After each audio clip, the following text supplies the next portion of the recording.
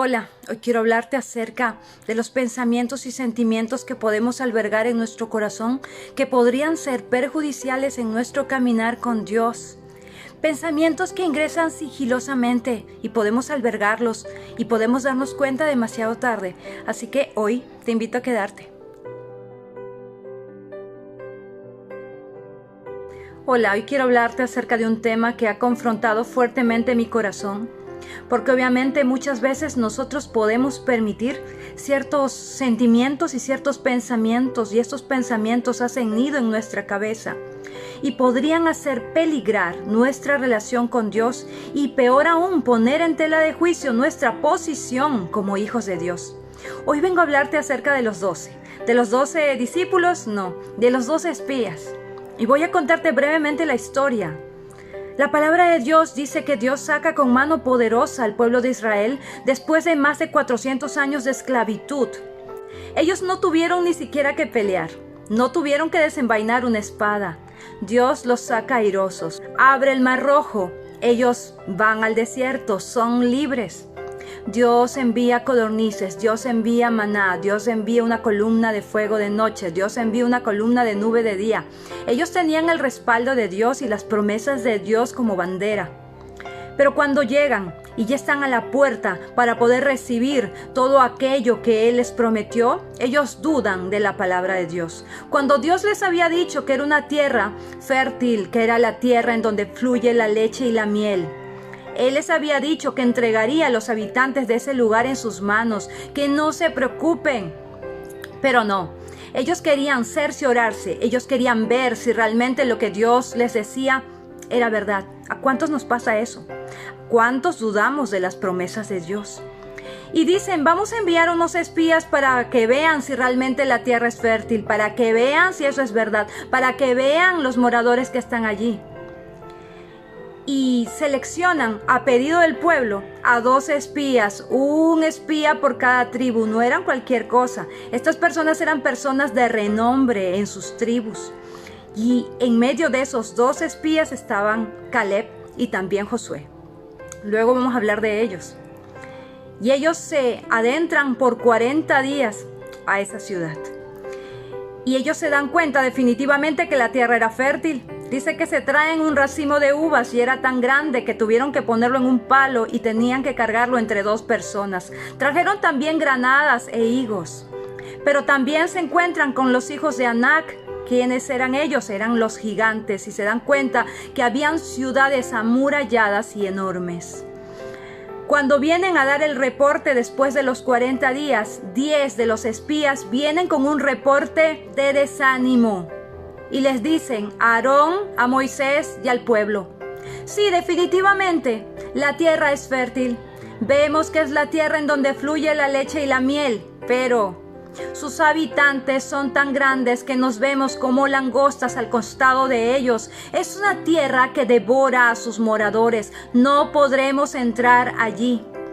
Y tan malo fue el reporte que convencen a todos para retroceder y no tomar esa tierra. El pueblo se subleva. Imagínense eso. Estaban poniendo en tela de juicio lo que Dios les dijo. Estaban poniendo en tela de juicio la palabra de Dios. Estaban dudando de las promesas de Dios, cuando tenían 2 promesas que los amparaban. Dios le había prometido a Abraham años atrás que entregaría esta tierra para que sus generaciones puedan morar allí. Había otra promesa de Dios que le hizo a Moisés, que entregaría a los cananeos en sus manos. Los cananeos podrían ser fuertes, pero no eran nada comparado con los egipcios. Los egipcios eran una gran civilización y Dios les demostró que pudo vencerlos fácilmente. ¿Por qué tendrían miedo ahora? Si acaso sus ciudades eran amuralladas, ¿cuánto más amuralladas no son las ciudades en el reino de los cielos? Ellos tenían las promesas de Dios como estandarte, pero lamentablemente no le creyeron a Dios. Dudaron de sus promesas, dudaron de su palabra y dudaron de Él. El pueblo se subleva, el pueblo comienza a murmurar y dice que tan fuerte era su murmullo que por más que Aarón y Moisés querían hablar, no los escuchaban. Y aquí yo quiero hacer un paréntesis. Muchas veces nosotros escuchamos más fuertes las voces de nuestros razonamientos, de nuestra lógica, por encima de la voz de Dios. Nos dejamos gobernar por las circunstancias, por lo que vemos, por los problemas y dejamos de vivir por fe. Comenzamos a vivir por vista. Dejamos de escuchar a Dios porque son más fuertes los pensamientos que albergamos, pensamientos de desánimo, pensamientos de temor, pensamientos que ponen en tela de juicio lo que Dios ha dicho. Y es lamentable cómo el pueblo de Israel en este momento va a cometer los peores 3 errores de su vida. Yo no sé si tú te vas a familiarizar con esto. Primer error. Dicen, preferimos haber muerto en el desierto y en Egipto antes que estar aquí. Es decir, ellos se olvidaron lo que Dios hizo.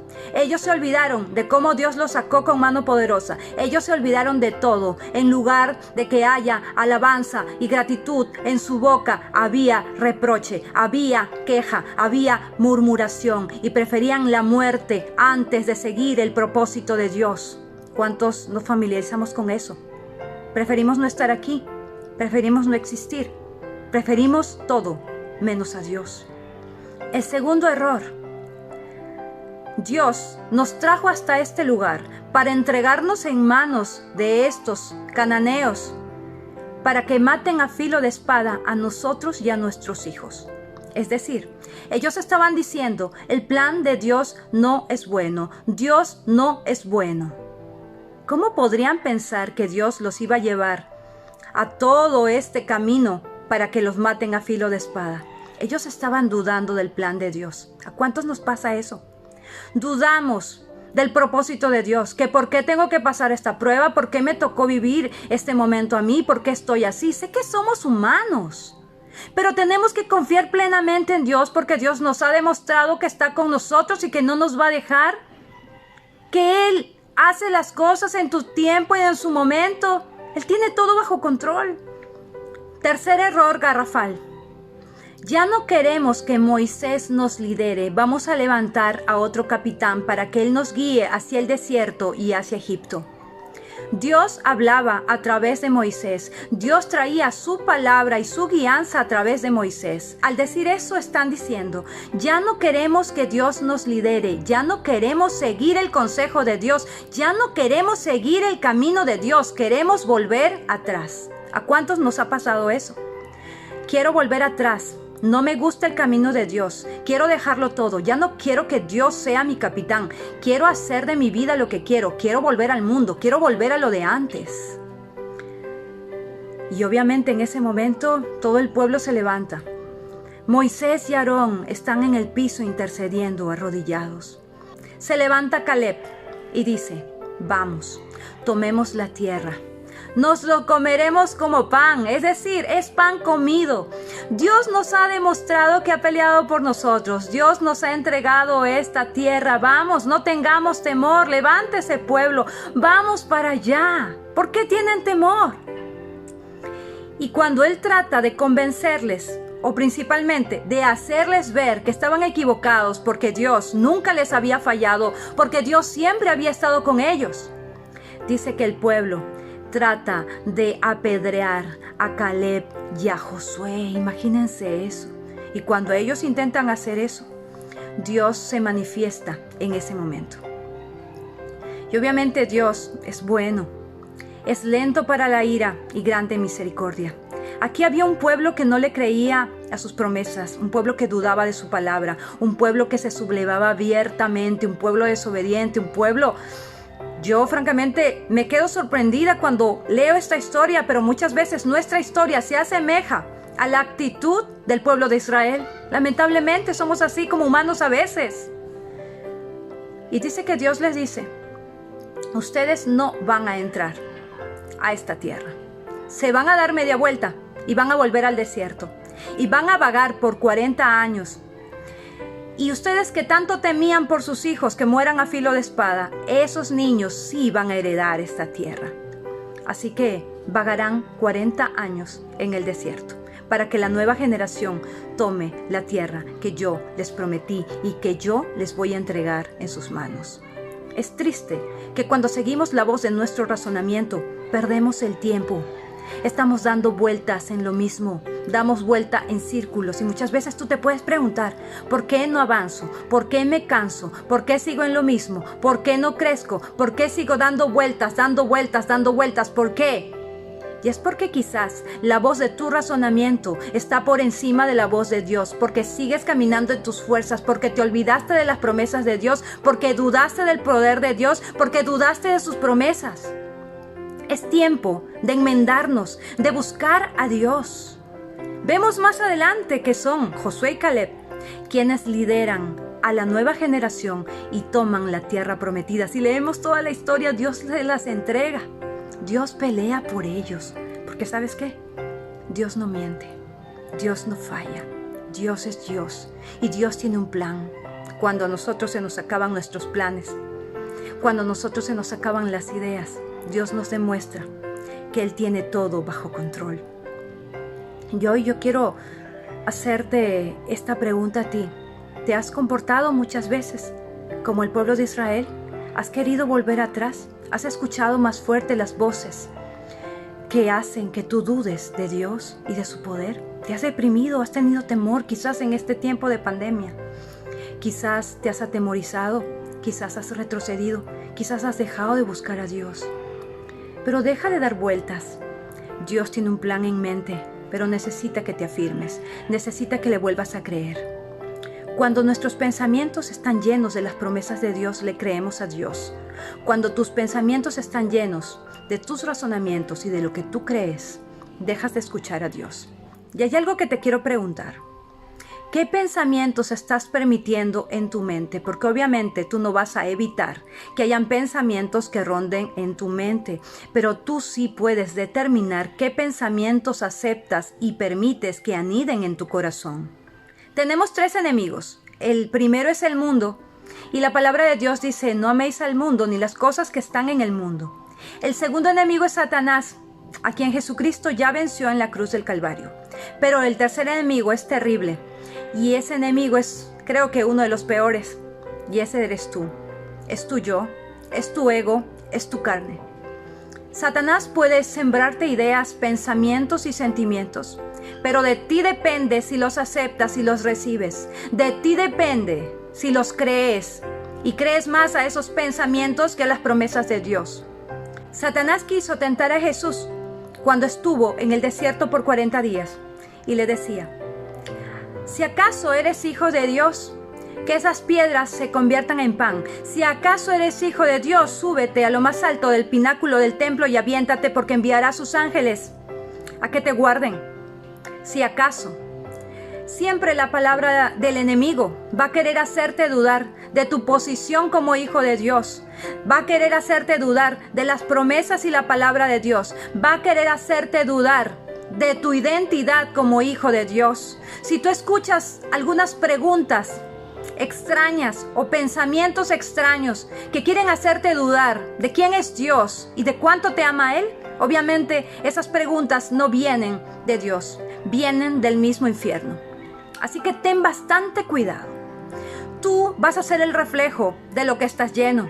Si tú te llenas de otras cosas, si tú escuchas esas voces, obviamente vas a dudar. Pero si tú te llenas de la palabra de Dios, si tú te llenas de las promesas de Dios, vas a saber cómo resistir frente a esas maquinaciones del maligno.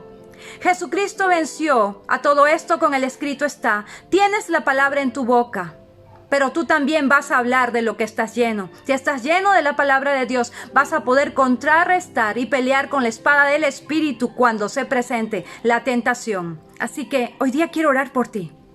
Si quizás has tenido momentos de debilidad como ser humano, puedes levantarte, puedes volver a creerle a Dios, porque Dios tiene cuidado de ti. Señor Jesús, te damos las gracias en este tiempo y te pedimos que seas tú el autor de nuestra vida, el autor y consumador de nuestra fe. Te pedimos perdón si hemos dudado de tus palabras y de tus promesas. Te pedimos perdón si hemos puesto en tela de juicio lo que nos has dicho, Señor.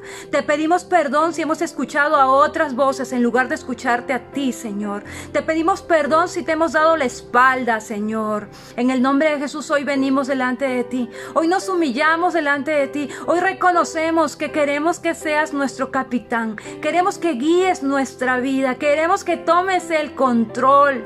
No queremos escuchar ya esas voces. Queremos escucharte a ti. Queremos escuchar a la voz de tu Espíritu Santo.